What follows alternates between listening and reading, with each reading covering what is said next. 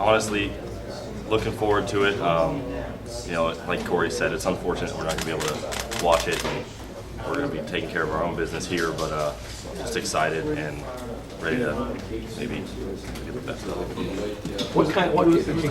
Can you give us a little bit of idea of the trash that you'll talk? I don't say much, so that's somebody's all saying Corey. something. Yeah, it's probably mostly me just trying to get under their skin a little bit. But you know, obviously, Vikings didn't have the best season last year, so I was a little quiet. But the years before that, I kind of got on them. We beat them a couple years back in the preseason game.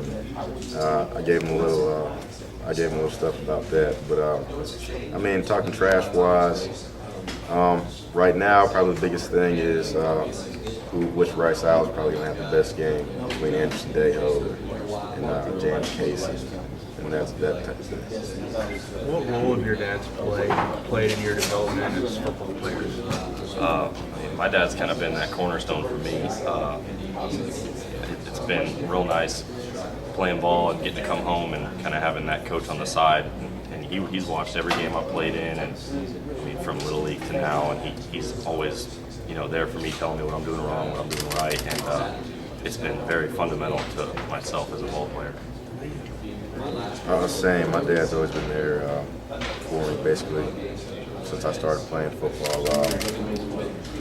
One thing about my dad is, as I was growing up, I really didn't ever really want to listen to him, even though he was an expert.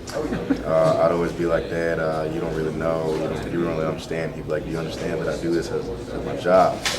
But now it's kind of flipped. I'm always in his ear. I'm always trying to watch film with him. He's not necessarily telling me what I'm doing wrong. I'm always asking him initially, what am I doing wrong? He snuck down here last year to watch you work out. Did he get down here at all? He got down? He has not gotten down here recently. He was here back in early July. And I mean, we worked out together and whatnot. And I went home for the week off we had before camp and went to their training camp and, you know, watched film with them, hung out with them, sat in on meetings. So how much do you talk with your father football? A couple times a week at least. Every chance I get, I'll sneak over to Reliant and, you know, sit in with him and talk a little bit. But most of our talk isn't about football. It's more just about life, school, and we kind of try to stay away from that just because we both live it all day, every day. Your dad's always so even keeled about everything. Is he psyched up about this season for the Texans? Can you sense it? Absolutely. I mean, my dad is a very calm-mannered guy, but I think he's really excited. They've got a good young team, and they're healthy, which is awesome to see, and I think he's pretty excited. Good. Do you guys think of any specific times when you run into NFL players that really stick with you, something that you've learned as a result of players on the team? Myself, when we were in Denver, I was a ball boy, and I know he did it when he was young too, but one of the guys that was always really good to me was Rod Smith. He was me and both my brothers. He was always you know, asking how he can help us because he knew we were young ball players too, and he was just always a guy that was kind of there for us and just to be a mentor.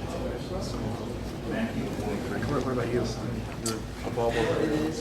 Yeah, I was a ball boy. I don't know if I had any true one-on-one stories for you, but I mean, the biggest ones that stand out to me are just guys that went to smaller schools, similar to Rice. It could be a smart school, and they would just encourage me and just say things like, "I can find you anywhere." How much closer are your families gotten just kind of outside of football? That's kind of one thing that's happened in parallels. You guys are around football. Yeah, I mean, I know our moms talk a lot more now than I think they would have, but other than that, me and Corey have built a pretty good relationship over the last few years. So who beats who in practice? He's got me as of late, but I mean, it was all just technique problems for me. That's what I'm talking about that. Fixable. Just two guys competing. You know, we go at it so much, it's hard to say. I mean, I'd say it's pretty easy. When you first realized that you know what body moment when you realized that you have to do the exact same time?